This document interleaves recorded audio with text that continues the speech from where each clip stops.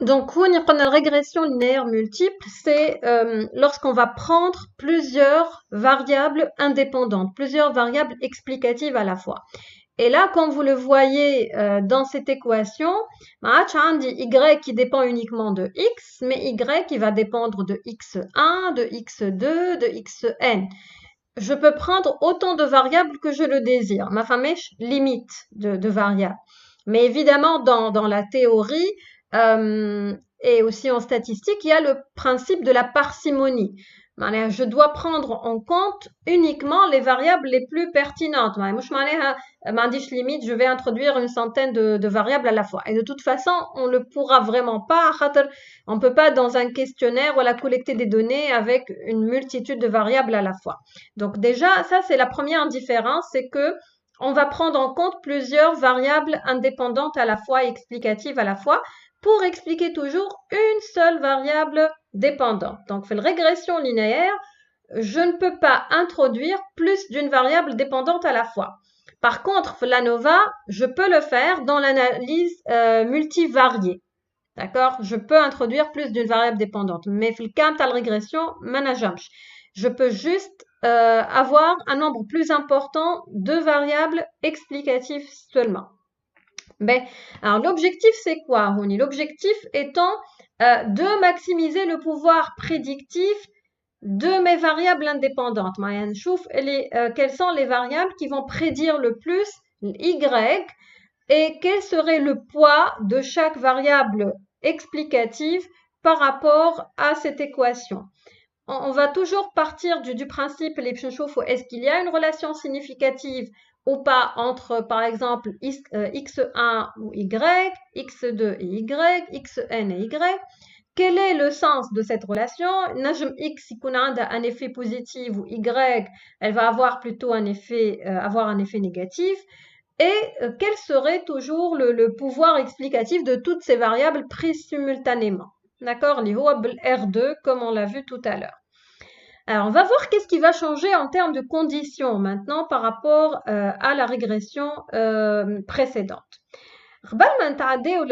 Les conditions, on va voir que l'introduction des variables x1 حتى xn peut être fait selon une logique, une certaine logique. Alors, je vous les différentes logiques. La première logique, la plus simple, ce qu'on appelle la méthode par défaut, c'est la méthode entrée.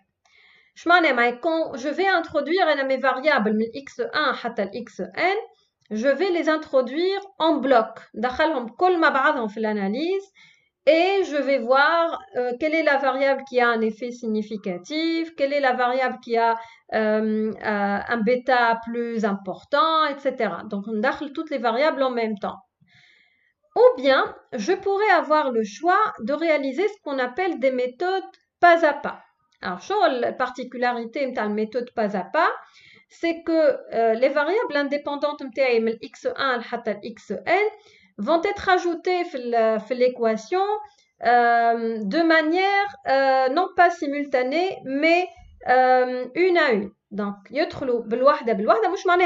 vais faire l'analyse كل مرة ندخل variable, mais je vais opter pour cette commande. On chauffe tout à l'heure l'application, il me donne le choix. Il dit comment vous allez introduire vos variables. Et en faisant le choix de la méthode pas à pas, les variables une par une, elles vont être testées dans l'équation et l'analyse va me proposer différents modèles. C'est-à-dire un premier modèle par exemple une seule variable indépendante, et x1, où il y a le résultat du premier modèle. Un deuxième modèle, puis x1 ma x2. Un troisième modèle, x2 par exemple, ou x3, etc.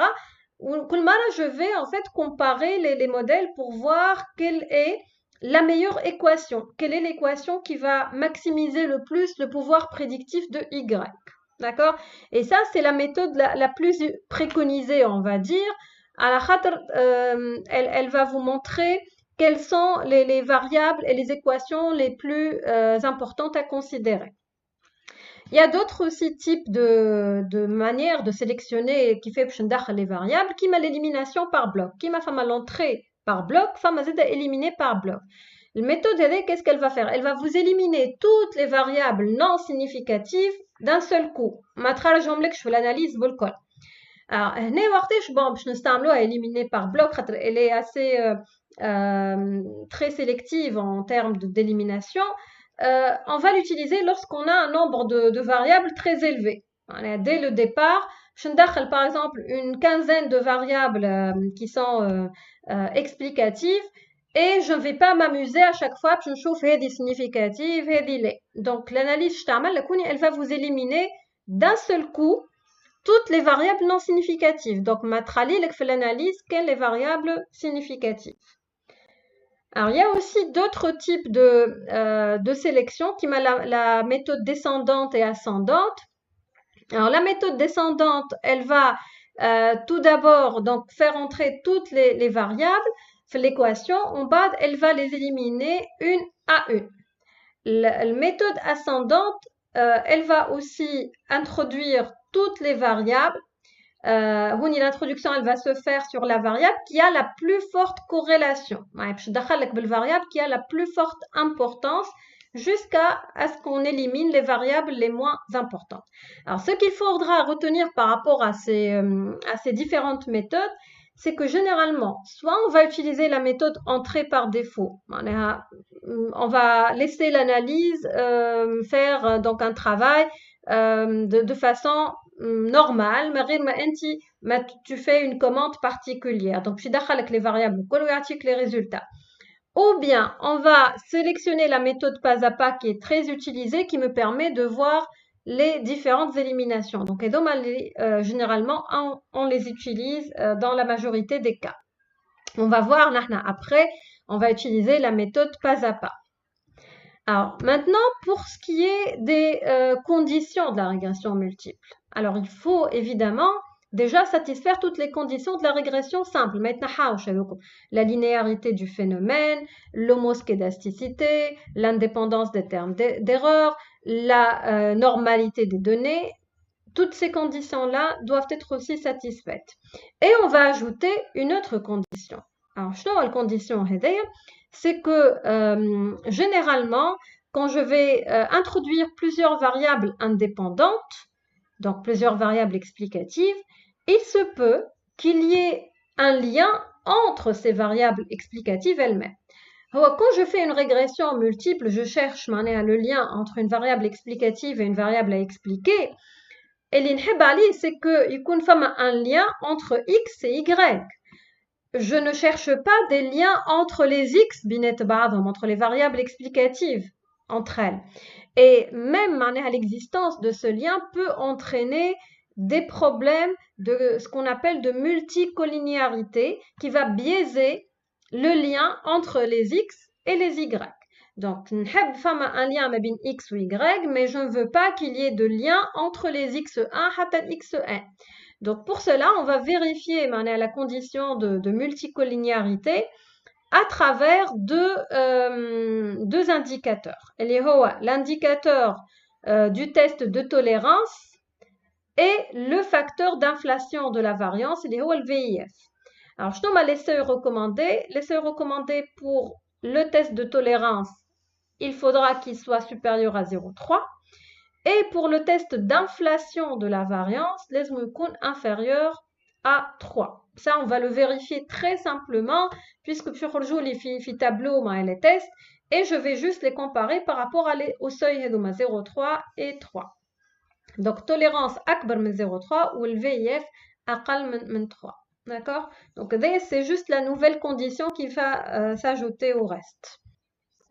Mais alors, maintenant, on va essayer de faire ça en pratique en prenant la problématique que tu as tout à l'heure.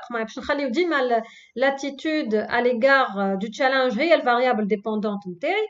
Sauf que là, à côté de l'esprit de compétition, c'était ma première variable indépendante, je vais ajouter deux autres variables, l'ambition du vendeur et la relation du vendeur avec le manager. Donc, si j'essaie de schématiser un peu la problématique au niveau du modèle. Alors, on va prendre le tableau pour schématiser tout ça.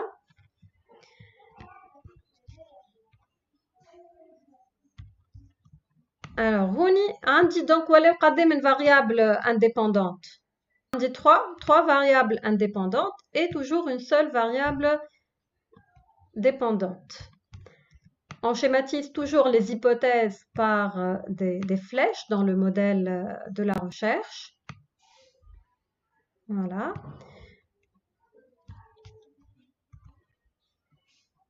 Donc, les différentes variables T, c'est toujours l'esprit de compétition.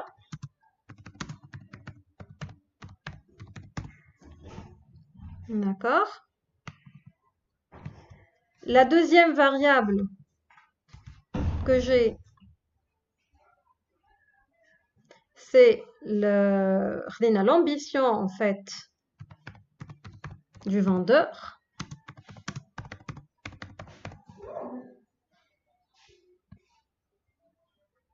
Voilà. J'ajuste ça. Oui.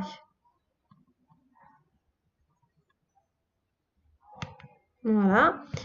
Et on a une autre variable liée à la relation avec le manager. D'accord? Donc, ce sont les trois variables MTI. Indépendantes, bien sûr. Alors, la variable dépendante, c'est toujours la même. C'est l'attitude challenge. Voilà. Alors, dans un modèle conceptuel, ça revient à avoir en fait trois hypothèses. C'est H1 MTI.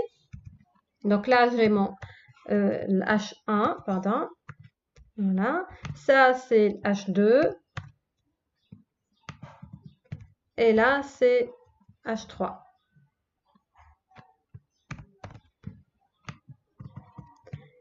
Alors, comment formule-t-on, par exemple, H1?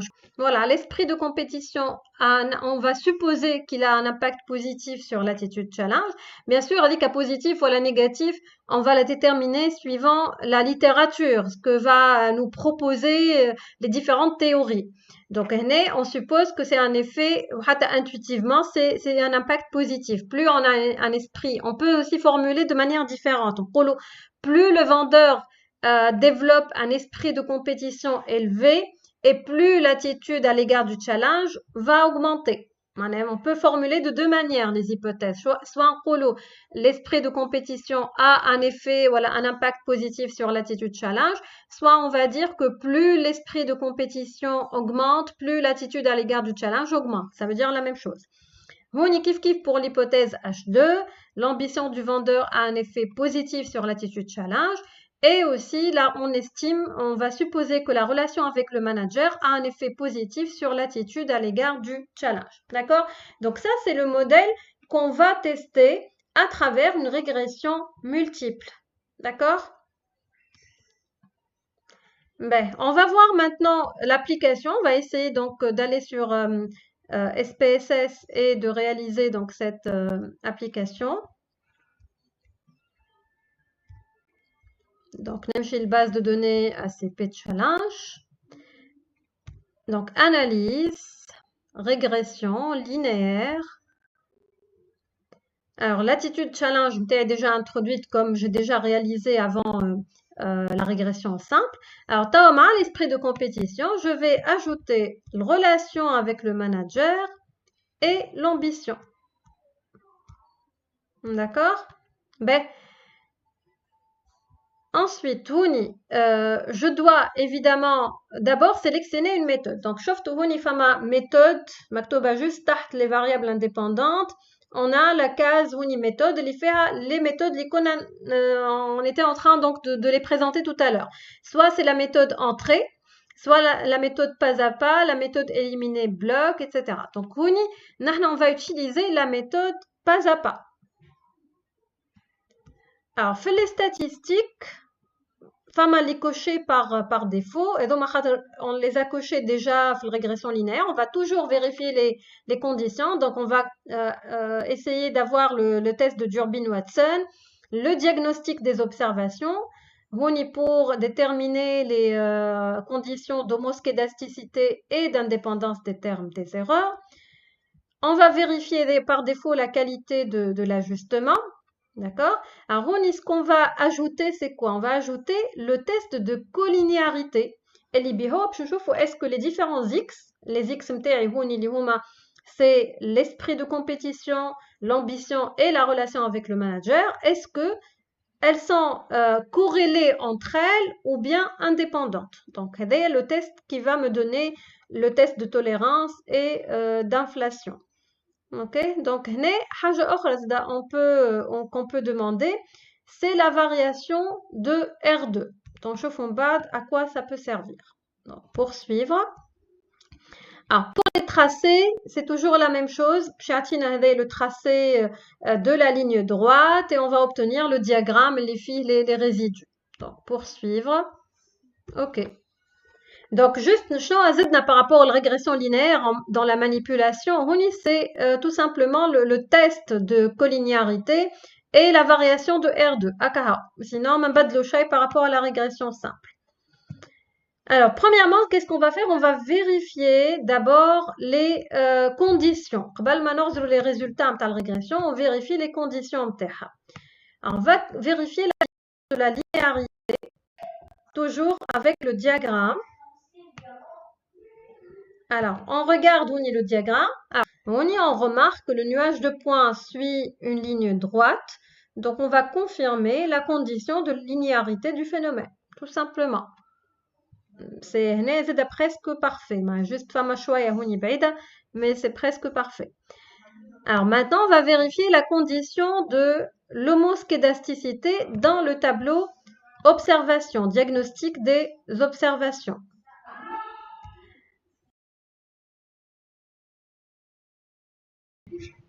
Qui m'a mal fait la régression simple tout à l'heure. On va regarder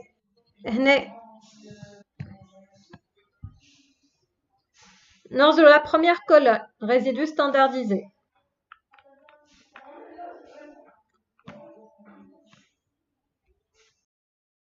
Donc, on a vérifié la condition de linéarité. D'abord, pour la condition du diagnostic des observations pour tout ce qui est homoscédasticité, on va regarder la première, ou plutôt la deuxième colonne, où il y a les résidus standardisés. Je répète, chauffe dans la linéarité du phénomène, et maintenant on va analyser le diagnostic des observations pour vérifier la condition de l'homoscédasticité. Donc, le fin la colonne par les résidus standardisés. Alors, qu'est-ce qu'elle nous montre, cette colonne? Et comment on va l'interpréter? Exactement. Donc, elle sort de l'intervalle moins 3, 3. Moins 3, 3. مش كان 3 كها ما لازمهمش يهبطوا تحت voilà moins 3 وما لازمش يكونوا أكثر من 3. Voilà. Donc, on peut dire que les observations numéro 400, 434 et 520 uniquement sortent de l'intervalle moins 3, 3. En plus, quand elles sortent de l'intervalle, c'est pas un écart très important. C'est 4. Donc, ça ne biaise pas les résultats, donc on ne va pas éliminer ces observations. Et là, on a la condition de l'homoscédasticité qui est satisfaite. Alors, après, on va vérifier la condition de l'indépendance des termes d'erreur. Ceci à travers le test de Durbin-Watson qu'on va retrouver dans le tableau récapitulatif du modèle. Voilà, donc la valeur, elle est comprise entre 1 et 3. Et donc, on peut dire qu'il y a une indépendance des termes des erreurs. Exactement. Donc, nous avons vérifié les conditions de la première régression, mais maintenant, il reste la condition propre à la régression multiple, elle est à la collinéarité, et qu'on va retrouver dans le tableau des coefficients. Alors, on va regarder les indices de tolérance et le VIF. La tolérance supérieure à 0,3 et le VIF inférieur à 3. Donc, on va regarder pour les variables mtana, l'esprit de compétition en relation avec le manager. Alors, on remarque bien que pour ce qui est de la tolérance, elle est bien supérieure à 0,3. Et pour le VIF, elle est aussi inférieure à 3. Et donc, on peut confirmer qu'il n'y a pas de multicollinéarité. Il n'y a pas donc d'effet de multicollinéarité entre les variables indépendantes. B.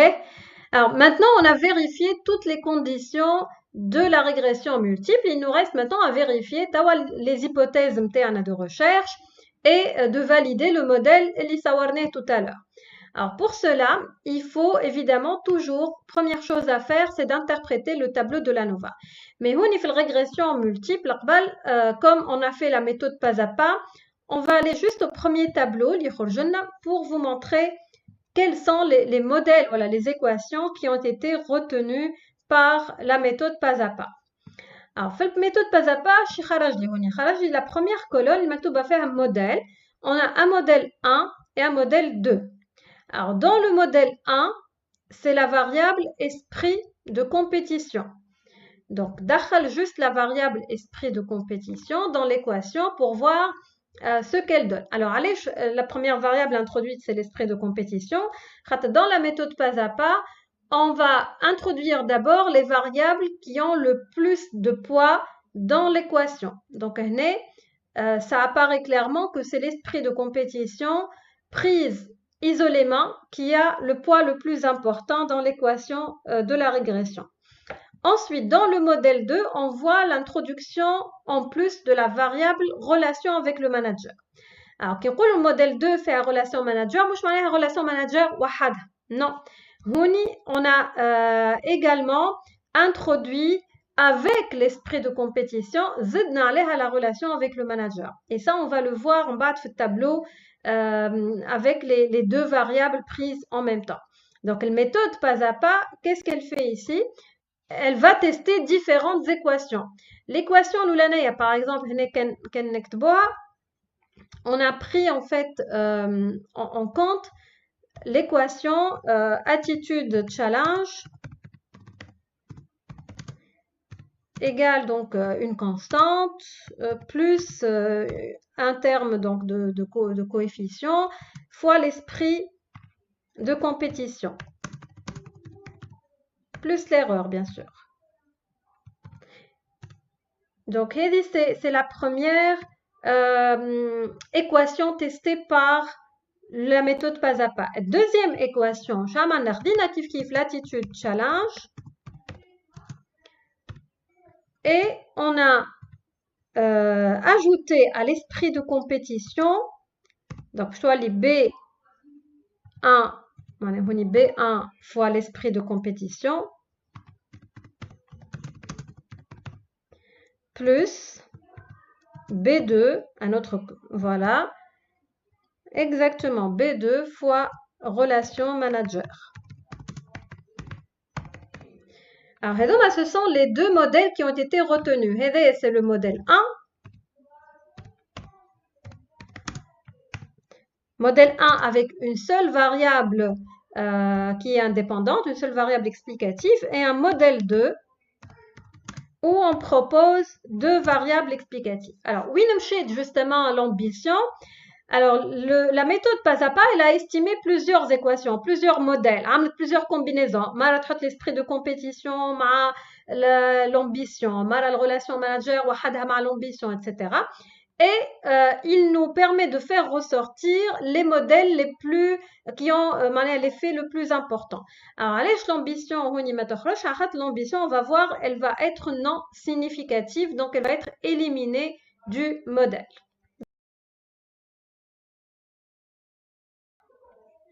Très bien. Donc, on va le voir après, avec quels sont les deux modèles qui ont été retenus, significativité MTH. Alors maintenant, on va vérifier qu'on a les hypothèses de recherche. Pour cela, avant de voir le lien entre la variable dépendante et indépendante, il faut tout d'abord vérifier que le modèle de la régression linéaire, il est globalement significatif. Donc pour cela, on va aller dans le tableau ANOVA et on va regarder la significativité des deux modèles. Alors, ce que vous remarquez par rapport à la régression simple de tout à l'heure, c'est qu'à chaque fois, on aura deux coefficients maintenant, voilà, deux significativités à vérifier. À chaque fois, on va vérifier pour le modèle 1 et pour le modèle 2. D'accord? Pour voir lequel est le meilleur. D'accord? Donc, c'est l'interprétation de ce tableau de l'ANOVA qui va tester si le modèle de l'équation de la régression est significatif ou pas de manière globale. D'accord? Donc, même chose pour le modèle 2. Pour le modèle 2, on va retrouver aussi une relation qui est significative.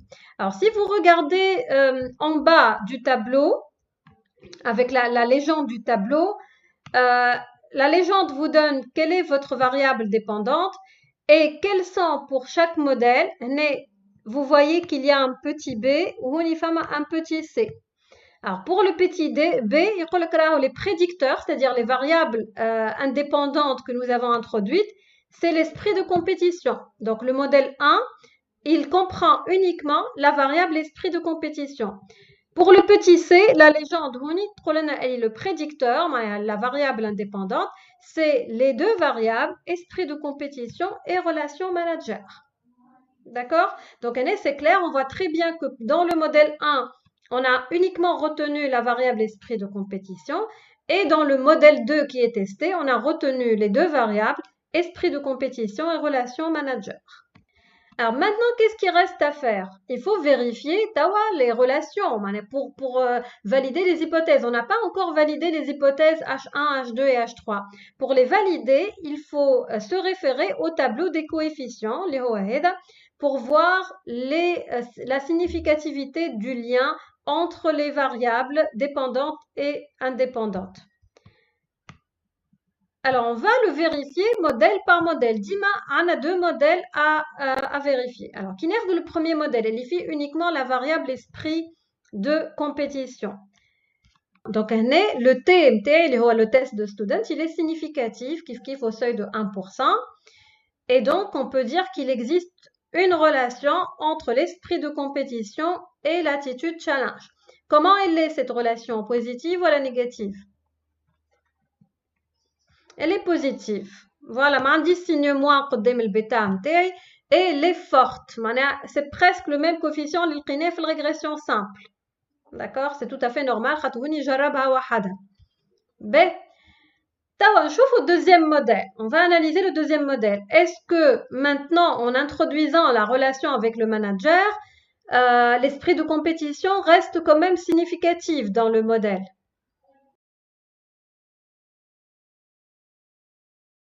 Oui, donc kif عندي le TMTI de l'esprit de compétition 0,00. Est-ce que la relation manager a un effet positif et significatif aussi avec l'attitude challenge? Oui. على خاطر زدنا معها variable أخرى هوني.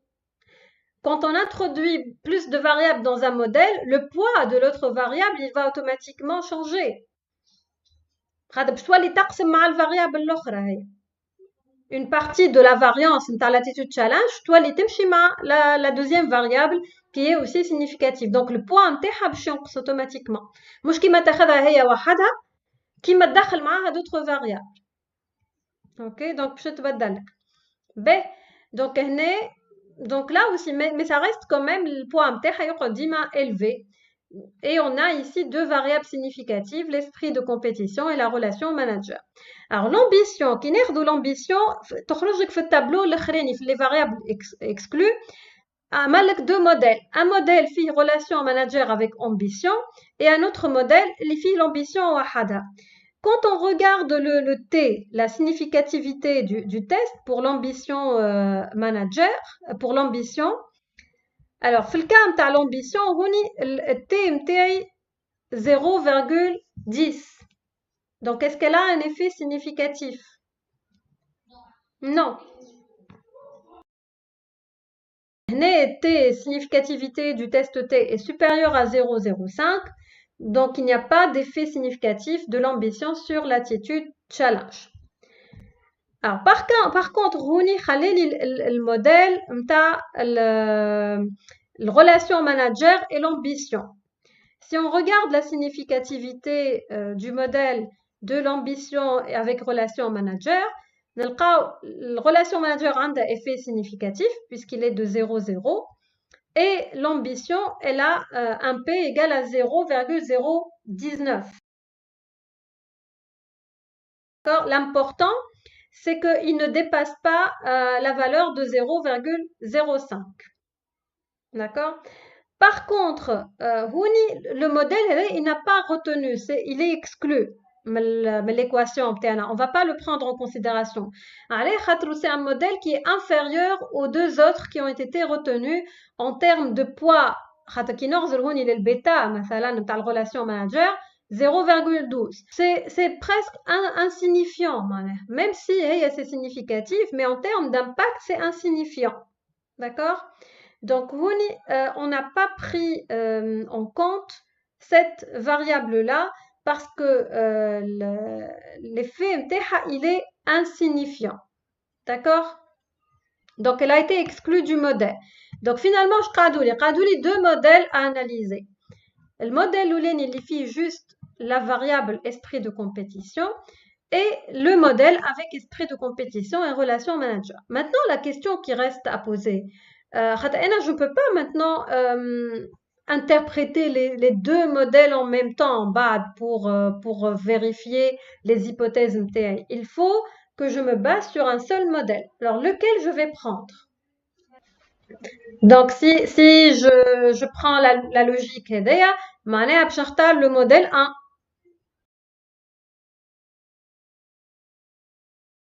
Donc, ce qu'il faut faire, c'est d'abord de vérifier le R carré, le pouvoir explicatif des deux modèles. C'est ce qui va nous permettre un peu de trancher. Alors, R2, kif yatini le modèle 1, le modèle 2. Alors, dans le cas où on a une régression multiple, dima le R2 ajusté, même s'il n'y a pas une différence très forte mais le R2 et le R2 ajusté, à la khater juste on a deux variables, mais هو أصح, d'accord? Généralement R2 dans la formule MTO, il prend en compte le nombre de variables, donc une inflation fait le R2 par rapport au nombre de variables. Donc je n'aurai le colonne le R2 ajusté. Alors pour le modèle 1, le R2 il est de combien? C'est 51%. Alors on y article la variation du R2. La variation, elle n'est pas énorme, elle est de 0,014. 1,4%. Mais cette quand même information va nous guider plus vers le choix du modèle 2 que du modèle 1, même si la différence elle n'est pas énorme.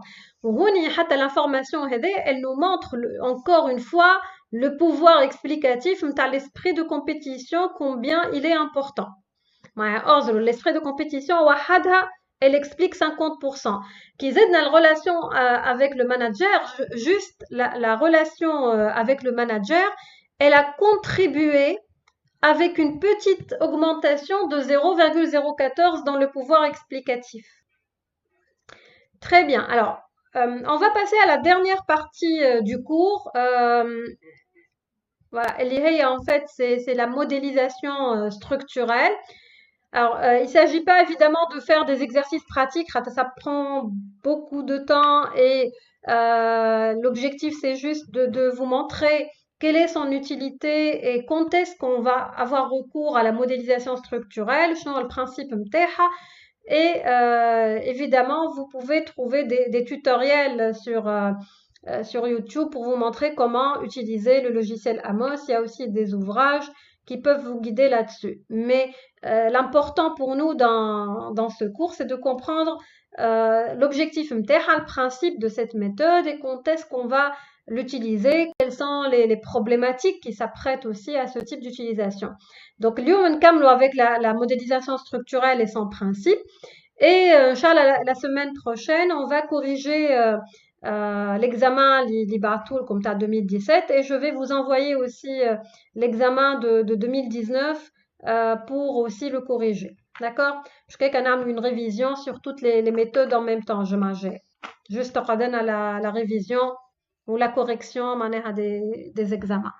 Ben, Alors, pour ce qui est de la modélisation structurelle sur Amos, si on prend les modèles de recherche, les modèles théoriques de recherche, alors le modèle qu'on a chauffé la régression linéaire, c'est un modèle qui est assez simple. Qui m'a chauffé, on a des variables dépendantes et des variables indépendantes. Par exemple, on a deux variables indépendantes. Et ces variables-là, on va tester les liens avec une variable dépendante. Pardon. Donc,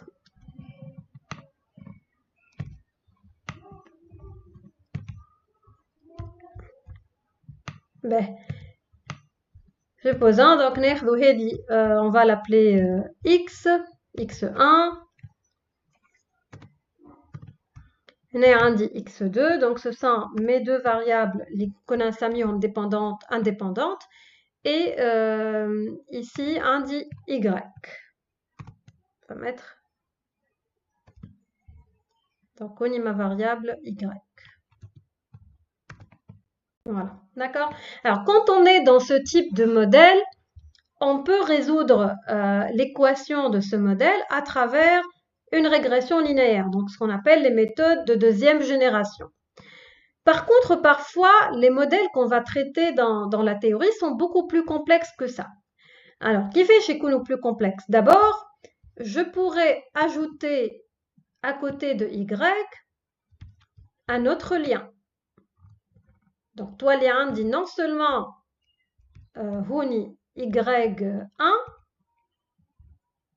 donc toi, dit y1, mais je vais avoir aussi y2. On a deux variables dépendantes à la fois. Et j'ai un lien entre une première variable dépendante et une deuxième variable dépendante. Je peux avoir aussi d'autres types de liens. x1 ou 2, ils peuvent aussi avoir des liens avec ma deuxième variable dépendante. Autre chose aussi, je peux avoir un lien entre mes variables indépendantes entre elles. Et je peux évidemment à l'infini dupliquer ces liens et ces hypothèses. Là, je ne suis plus dans une configuration de modèle simple avec d'une part des variables indépendantes et d'autre part des variables dépendantes, mais j'ai des liens dans tous les sens, qui vont dans tous les sens. Là, en fait, même, j'ajoute un lien qui va de y2 à y1. Dans le même modèle, je peux supposer que d'une part, y1 influence y2 et que aussi y2 peut avoir réciproquement une influence sur y1. Donc, dans ce type de configuration de modèle de recherche, on ne peut plus utiliser les régressions, voilà les ANOVA. Il faut pousser l'analyse plus loin vers ce qu'on appelle les équations structurelles, les modélisations structurelles, parce qu'on a d'abord plusieurs variables dépendantes et ces variables dépendantes s'auto-influencent avec des liens de réciprocité et que nous devons aussi évaluer les variables indépendantes binet ba'dha. Alors, dans le cas où, par exemple, je peux faire l'analyse de la régression linéaire multiple ou à la simple, je peux le faire. Mais qu'est-ce que cela suppose? Cela suppose que le modèle x1 ou x2 مع y1 ونعمل عليهم une première régression linéaire multiple. Ensuite, x1, x2 مع y2 ونعاود نعمل une autre régression linéaire multiple. Ensuite y1 مع y2 نعمل régression linéaire simple ou y2 مع y1 ونعاود une autre régression linéaire simple ou même chose aussi pour x1 et x2. Donc ça revient les régressions, ça revient à faire donc 1, 2, 3, 4, 5 régressions linéaires et analyser 5 régressions linéaires. Et en même temps, je n'aurai pas une réponse à un modèle global parce que finalement, je vais décomposer tous les liens. Donc, pour résoudre ce problème-là, on recourt à ce qu'on appelle la modélisation structurelle elle va pouvoir estimer tous les paramètres. Alors, qui aux paramètres, par exemple, le lien x1 à y1, c'est un paramètre. On va estimer une corrélation. Mais x1 à y2, c'est un paramètre 2. Mais x2 à y2, c'est un paramètre 3, et ainsi de suite. Donc, je vais pouvoir, à travers la modélisation structurelle, tester un modèle aussi complexe que celui-là. Donc, la modélisation structurelle, en fait, on va l'utiliser pour des modèles complexes, pour des modèles où il y a des relations réciproques et où on ne peut pas utiliser les méthodes, toutes les méthodes de deuxième génération, l'imagine sur SPSS. Alors, pour ces méthodes, il existe d'autres logiciels qui m'a l'AMOS, ou elle a aussi le EQS et aussi l'ISREF.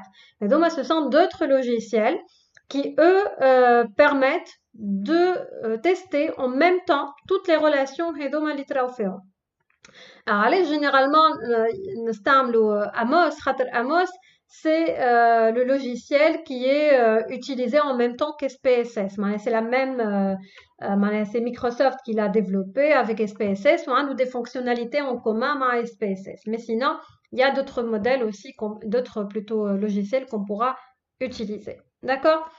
Alors, c'est évidemment la première chose à comprendre par rapport aux équations structurelles. Alors, الحاجة aussi qui va changer dans les équations structurelles, c'est la terminologie qu'on utilise. Alors, dans les équations structurelles, on ne va plus parler de variables dépendantes et de variables indépendantes, mais on va plutôt appeler les variables indépendantes des variables exogènes. Donc, x متاعي الكل من x1 حتى xn, on les appelle des variables exogènes. Et les variables y متاعي الكل, donc les variables dépendantes, voilà, très bien, ce sont ce qu'on appelle les variables endogènes. Et c'est la terminologie qu'on utilise dans les équations structurelles. Une autre aussi terminologie utilisée, c'est que x1 le x1, généralement, on va représenter déjà toutes les variables, qu'elles soient exogènes ou endogènes, sous forme de cercle ou de sphère et non pas de rectangle. La représentation, elle est très importante pour les équations structurelles. À la khatre, كل symbole a une signification. Donc, les cercles ou les sphères, ils symbolisent les variables, qu'elles soient endogènes ou exogènes, et qu'on appelle des variables latentes. Alors, t'en face le chemin. Alors, par exemple, on va mettre x1. Alors, x1, ça représente une variable latente. Et chaque variable latente, elle est représentée par des variables dites des variables observées. On aura évidemment des liens entre eux. Alors, les variables observées, A1, A2, donc on peut les appeler. On va expliquer ce que c'est en fait.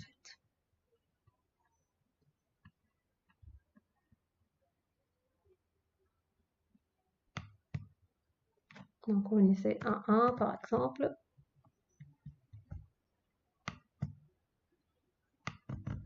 Donc, A1 hata AN. Alors, ça représente quoi à votre avis? Par exemple, x1 c'est l'attitude challenge, voilà plutôt l'esprit de compétition qui m'a chauffé la problématique de tout à l'heure. Supposons que x1 c'est l'esprit de compétition. L'esprit de compétition, c'est une variable exogène latente qui est représentée par des variables qui sont nommées des variables observées. Alors, en fait, les variables observées, ce sont les variables avec lesquelles on a mesuré x1 et qui sont des variables observées. Mais quelle variable latente c'est l'esprit de compétition. Elle est appelée variable latente parce qu'elle est une variable non observable directement. C'est un concept psychologique à la base Et on ne peut pas observer, mais en regardant une personne, on ne peut pas savoir si elle a, oui ou non, un esprit de compétition. Ouais, c'est pas directement observable. Par contre, qu'est-ce qui est observable? C'est le comportement, مثلا, voilà, les manifestations que va faire une personne durant une compétition ou qui va démontrer est-ce que عنده ولا ما عندهش esprit de compétition. Par exemple, quelqu'un qui va se mettre en colère si il ne gagne pas le challenge. Ça, c'est peut-être un indicateur qu'il a un esprit de compétition qui est fort.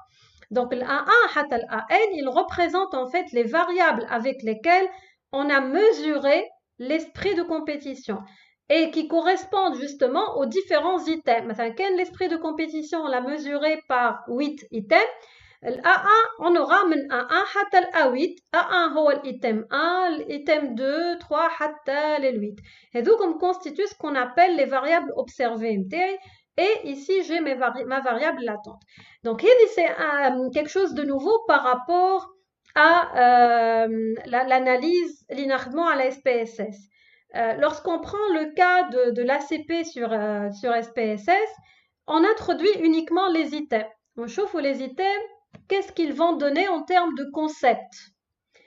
On a par exemple l'ambition et les items tlamolifient deux grandes dimensions. La première, c'est la dimension sociale de l'ambition et la deuxième, c'est la dimension financière de l'ambition. Sauf qu'on n'a pas représenté l'ambition en tant que concept, en tant que variable latente. Par contre, dans l'analyse structurelle, la variable latente aussi, on va la déterminer, on va l'inclure dans l'analyse et elle va être évidemment introduite avec ces variables observées. Et c'est un peu la différence aussi entre les équations structurelles et aussi l'analyse avec les méthodes de deuxième génération. Donc, une différence au niveau de la terminologie utilisée, au niveau de la signification des symboles et la prise en compte aussi bien des variables latentes que des variables observées. Mais je vais spécifier en fait à l'analyse que dit une variable latente qui est l'esprit de compétition et que cette variable latente elle est mesurée par différents paramètres, par différents items. D'accord? Donc là, c'est un peu le contexte de l'utilisation de l'équation structurelle. Alors, on revient les diapositives internes.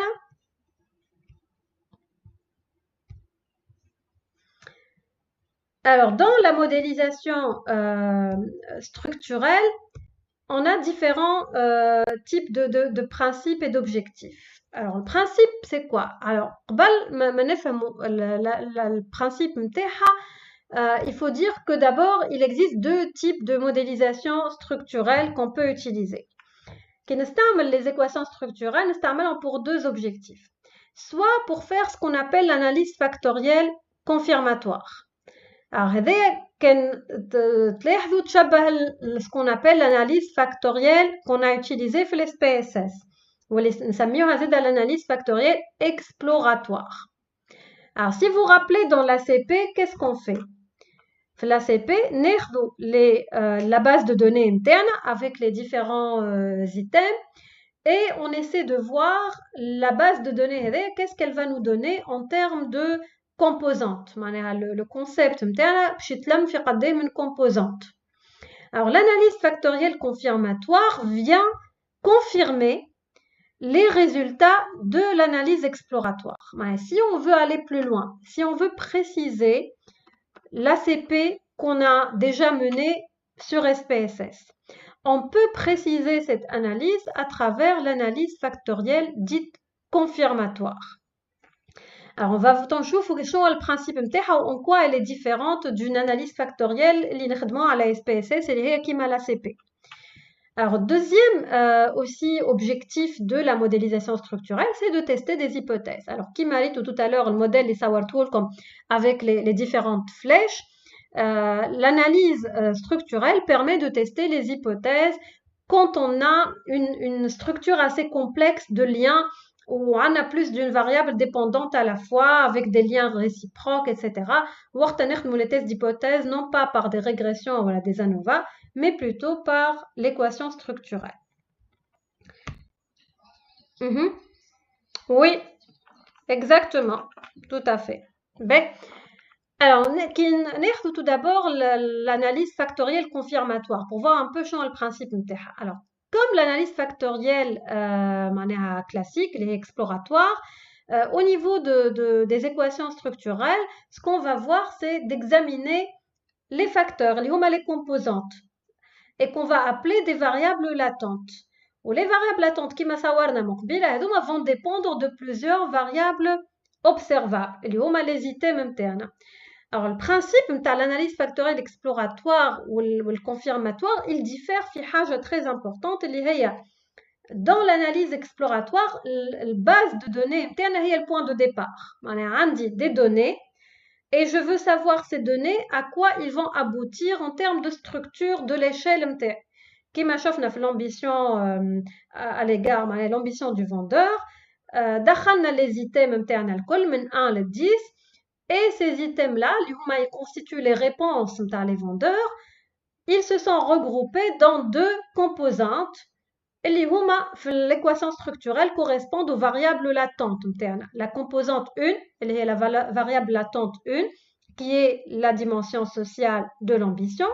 Et la variable latente 2, elle est la dimension financière de l'ambition.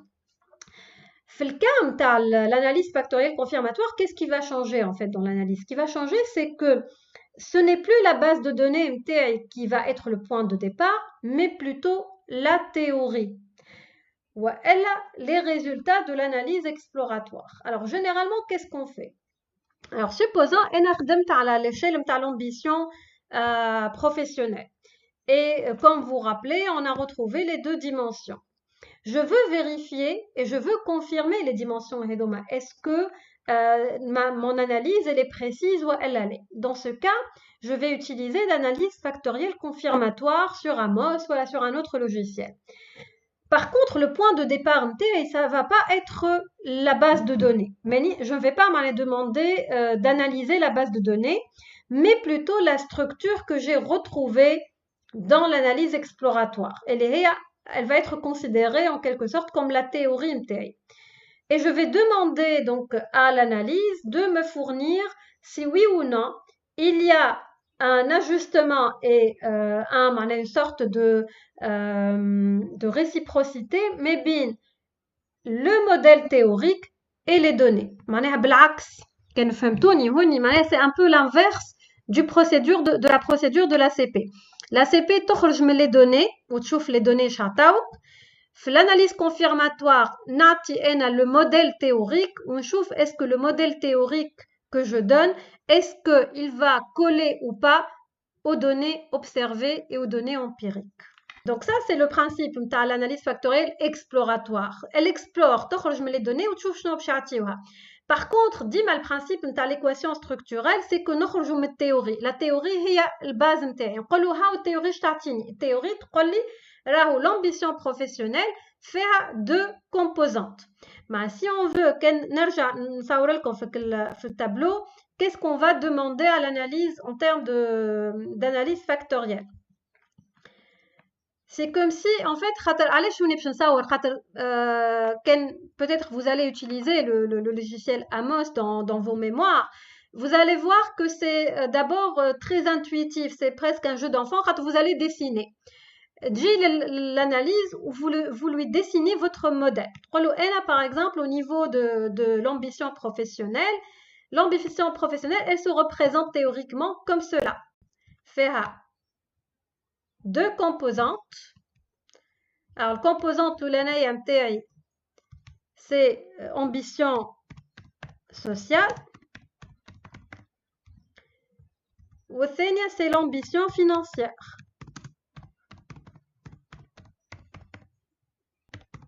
Et qu'est-ce que je vais indiquer donc l'analyse? Je vais indiquer que l'ambition sociale fait telle ou telle variable observée. Ou kif l'ambition financière. مثلا نجي هنا نقول له راهو عندي 1 2 3 4 variables observées. Par exemple, c'est l'ambition 1. Donc,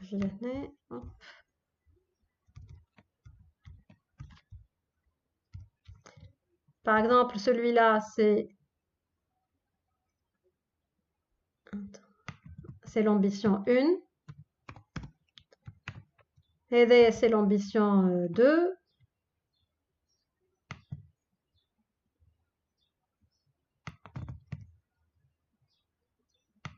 Voilà. Donc là, je vais retrouver l'ambition 2, etc. Ou kif kif, par exemple, l'ambition 5 ou l'ambition 9, مثلا. Donc, ce que j'ai ici, ce sont ce qu'on appelle les variables observées, parce que c'est les manifestations de notre ambition, ou ce sont les variables latentes. Donc, qu'est-ce qu'on va faire au niveau de l'analyse factorielle confirmatoire? On va essayer d'introduire un modèle théorique. L'analyse, elle va porter sur ce modèle théorique. Généralement, le modèle est directement de théorie, ou on prend ce que nous a donné les résultats de l'analyse exploratoire, factorielle exploratoire, voilà l'ACP. Donc, je gère l'analyse, voilà, on a un concept qui est l'ambition, fait deux variables latentes, ambition sociale et ambition financière. L'ambition sociale, elle est représentée par ambition 1, 2, 3, 4, 7. Ou l'ambition financière, elle va faire ambition 5 ou ambition 9. D'accord? Ensuite, en effectuant l'analyse, on va confirmer ou infirmer que avec les données empiriques, liées à la base de données, est-ce que ce modèle, il colle ou il ne colle pas aux données empiriques? C'est clair?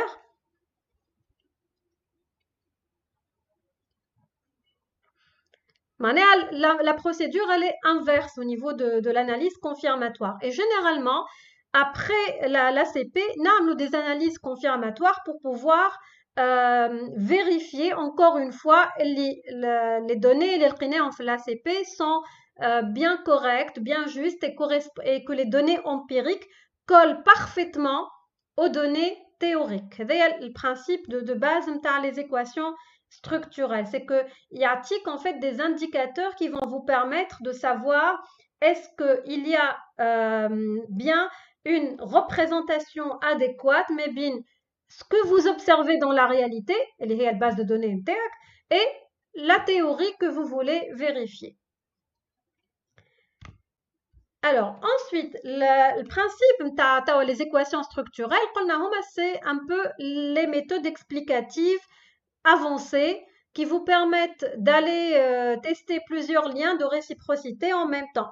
Donc, on y a les équations structurelles, la variable endogène ou exogène. Les variables explicatives, les variables exogènes, ou les variables à expliquer, les variables dites endogènes. D'accord? Alors, l'objectif, c'est quoi? C'est de confirmer justement qu'il y a des relations entre les variables exogènes et les variables endogènes et que aussi le modèle théorique correspond bien aux données empiriques. Les équations structurelles par rapport à une régression linéaire à la SPSS, c'est que non seulement tu les liens, un coefficient de 0,7, est-ce qu'il est significatif ou pas, mais en même temps, elle nous donne des indications sur est-ce que cette relation qu'on retrouve dans la théorie, elle colle parfaitement ou pas à vos données empiriques. D'accord? Donc, c'est le plus mteha finalement. Alors, je vois les conditions, ou plutôt ça les étapes, les équations structurelles, c'est que d'abord, on va estimer plusieurs relations de dépendance, qui m'a savoir le modèle complexe, il fait plusieurs relations. Elle va déterminer qui m'a l'adéquation mais le modèle théorique à tester et les données empiriques. Parce que parfois, vous pouvez trouver des liens, mais ces liens, finalement, ne collent pas avec la théorie que vous essayez de vérifier et de confirmer. Par rapport aussi aux méthodes qu'on utilise sur SPSS, qui sont des méthodes de deuxième génération, c'est qu'on va pouvoir estimer les erreurs de mesure des variables observées. Le modèle ici que vous êtes en train de voir, ça c'est un modèle qui est estimé par les équations structurelles. C'est un modèle déjà simple, hein, déjà. Une seule variable exogène, elle est l'ambition du vendeur, donc c'est la variable explicative. Ma variable explicative, c'est une variable latente qui est elle-même représentée par A1, A2, حتى AN, اللي هما les variables observées. Et la variable exogène, elle influence deux autres variables à la fois, les variables endogènes, l'attitude à l'égard du challenge ou l'orientation client du vendeur. Et on voit qu'il y a un autre lien aussi entre les deux variables endogènes. Donc, le cas les équations structurelles, on les représente avec des symboles. Par exemple, le lien entre la variable exogène ou endogène, c'est ce qu'on appelle le lambda. Donc, on dit lambda 1 ou lambda 2. Qui تبدا عندك lien entre deux variables endogènes, c'est le bêta. Et les liens entre la variable exogène ou les variables observées, ce sont les gamma. Gamma A1, A2, etc. Donc, bon, sans entrer dans les détails, c'est un peu toute les symboles et le jargon qu'on utilise dans les équations structurelles et qui est un peu différent des méthodes de deuxième génération. Il est important de le connaître, les résultats, les outputs, les équations structurelles, justement les sorties avec les symboles donc lambda 1, lambda 2, bêta 1, bêta 2. Donc c'est important. Le bêta, ça concerne les liens mais les variables endogènes ou les lambda, c'est par exemple le lien mais une variable exogène et une variable endogène. D'accord? Donc ça, c'est un peu les différentes significations ou principes de la méthode. Juste, ce qui est important à retenir, c'est que des problématiques complexes. Maintenant, dans le cas le modèle, la problématique qui est posée, voilà, les liens qui sont posés sont beaucoup plus complexes et ne peuvent pas donc être analysés uniquement par une régression linéaire. Allez, je dit déjà deux variables dépendantes à la fois. Un lien mais bien les deux variables dépendantes. Et ça, on ne peut pas le déterminer avec les méthodes de deuxième génération. D'accord? C'est clair? Voilà, mais c'est juste une initiation. Après, évidemment, c'est beaucoup plus complexe que les méthodes de deuxième génération en termes de par rapport à l'utilisation du logiciel. Et généralement, bon, les conditions, les équations structurelles, alors la condition de normalité qui malcam les autres méthodes sur SPSS, mais là on va plus parler de normalité, mais plutôt de multinormalité, plusieurs variables à déterminer. Et ce qui est très important, c'est la taille de l'échantillon. Généralement, une taille minimum déjà de 200 observations. Et généralement, on recommande la taille de 5 fois le nombre de variables. Par exemple, dans votre questionnaire, vous avez une vingtaine de variables. Il faut minimum avoir 100 personnes comme taille d'échantillon. Ils ont fois 5. Donc, il y a quand même des conditions par rapport à la taille de l'échantillon à respecter pour pouvoir utiliser les équations structurelles. Les erreurs, en fait, هنرجع comme le schéma هذايا. Alors, قريتوا هوني عندنا les variables observées نتاعنا. Alors, كمان l'ACP كنت تذكروا.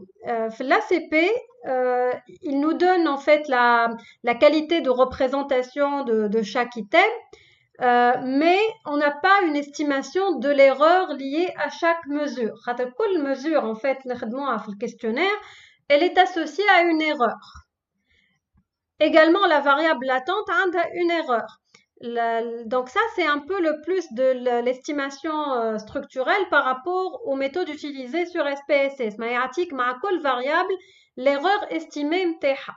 Tout simplement. Avec l'étape de l'estimation. Et donc, étape, en fait, ce sont les différences mais les méthodes multivariées ou les équations structurelles.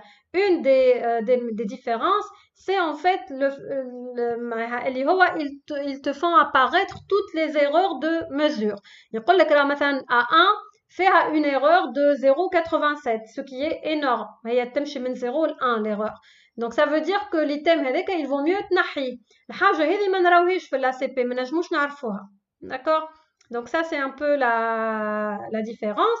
Ou pour les conditions, qu'on a la condition pour utiliser les équations structurelles, il y a la multinormalité. C'est exactement qui m'a la normalité, sauf que Hedi, ça doit comprendre toutes les variables en même temps. Je trouve que normalité, mouche بالvariable, qui m'a fait le cas les analyses multivariées, mais Huni, il nous donne en fait un coefficient qui est composite, son coefficient de Mardia, et qui vous donne une indication à la multinormalité dans les données. Maintenant, je me les équations structurelles, surtout les méthodes, bon, pas besoin d'entrer dans les détails, mais c'est la méthode des moindres carrés. Elle a les données suivent la loi normale. Ou la taille de l'échantillon, il y a des seuils au-dessous desquels on ne peut pas aller pour faire des équations structurelles. Généralement, ils demandent des tailles d'échantillons un peu volumineuses. Généralement, de 200 déjà. Et il faut aussi multiplier le nombre de variables qui sont dans le questionnaire par 5 pour trouver la taille minimale de l'échantillon.